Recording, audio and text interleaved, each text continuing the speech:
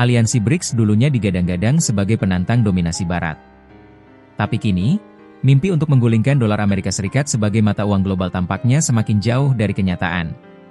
Cina, India, Brasil, hingga Iran hanya lantang bicara, tapi tidak ada aksi nyata. Sementara itu, Rusia justru berjalan sendiri melawan dominasi dolar.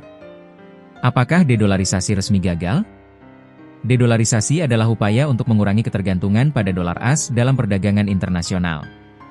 Negara-negara BRICS yakni Brasil, Rusia, India, Cina, dan Afrika Selatan menjadi motor utama wacana ini. Tujuannya sederhana, agar tidak lagi dikendalikan oleh sistem finansial Amerika, termasuk SWIFT dan sanksi ekonomi Washington yang kerap digunakan sebagai senjata politik. Tapi sampai saat ini, itu semua masih sebatas retorika. Presiden Cina 11 Jinping, Perdana Menteri India Narendra Modi, Presiden Brasil Lula da Silva, semuanya telah berbicara soal transaksi dengan mata uang lokal. Tapi satu hal yang jelas, tidak satupun dari mereka yang secara resmi menyerukan penggantian dolar Amerika. Pernyataan yang muncul selama ini lebih bersifat politis daripada konkret.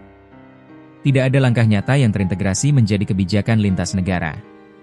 Hanya Rusia, di bawah Vladimir Putin, yang secara terbuka dan tegas menyerukan penghapusan dolar dari semua bentuk perdagangan. Tapi itu pun dilakukan karena terpaksa. Rusia menghadapi sanksi ekonomi berat dari Barat setelah invasi ke Ukraina. Sistem perbankan mereka diblokir, aset dibekukan, dan dolar tidak bisa lagi diakses. Dalam kondisi ini, satu-satunya jalan agar ekonomi Rusia tetap hidup adalah dengan meninggalkan dolar. Kini di bawah pemerintahan Donald Trump, tekanan terhadap negara-negara BRICS semakin meningkat. Trump bukan hanya keras pada Cina, tapi juga menghantam India dengan tarif 25% hanya karena membeli minyak Rusia. Pesan Washington jelas. Siapapun yang melawan sistem berbasis dolar akan menghadapi konsekuensi ekonomi yang brutal. Dan ini membuat negara-negara BRICS yang lain mundur perlahan. India sangat bergantung pada ekspor ke Amerika. Cina juga masih terikat dengan sistem finansial global.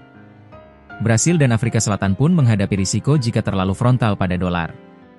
Rusia kini seperti berjuang sendiri. Bahkan agenda mata uang tunggal BRICS pun tidak pernah benar-benar dibahas secara konkret dalam pertemuan resmi. Alhasil, dedolarisasi saat ini lebih merupakan slogan daripada gerakan nyata.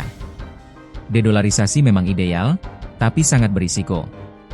Pasar global masih bergantung pada USD, dari perdagangan minyak hingga perbankan internasional. Mengganti sistem ini tidak cukup dengan wacana. Butuh alternatif infrastruktur global, seperti sistem pembayaran, lembaga keuangan, dan kepercayaan pasar yang kuat. BRICS belum punya semua itu. Kini Rusia berdiri sendirian dalam perjuangan dedolarisasi. Negara-negara BRICS lainnya memilih bermain aman. Apakah dedolarisasi akan benar-benar terjadi? Atau akankah dolar tetap jadi raja mata uang global?